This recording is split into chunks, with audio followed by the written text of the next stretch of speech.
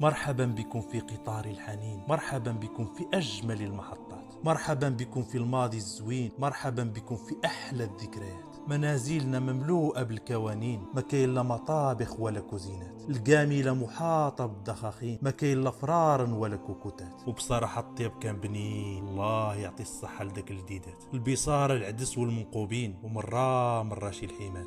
ديك البلدي تذبح في الحين إلى حضروا الضيوف ولا العائلات، تبان لك الفرن طلقة دخاخين والخبزة قدر الرويضة الإركاط. ما كانش عنا الفينو والفرص في العجين، كاين القمح والشعير في الرحاوات. ناكلوا الخبز سخون مجموعين، يديروا لينا القرصة كحة في العويدات. وحتى حنايا ما كناش سهلين، حيت ألعابنا كلها خطورات. وضراب لي على جيل الألفين، ما كاين غير فريفاي والسمارتفونات، كيمشي غير 2 متر ويتقرضوا ليه الرجلين ويقول لك عافاك اخي شي دفيعات، والدريه كتبان لك كتقطر بالزين. فشكرا جزيلا لبائع المكياجات، عايشه غير بطاكوس ومادلين، الا كلت البصاره مصرانتها راهي مشات. تقول لك خايفه تقغدوا لي الدفغين، سيغ لغيسطو وجيب لي شي تويشيات. ومالي انا اش داني لشي حنين، راه الوقت السي جمال هكا بغات.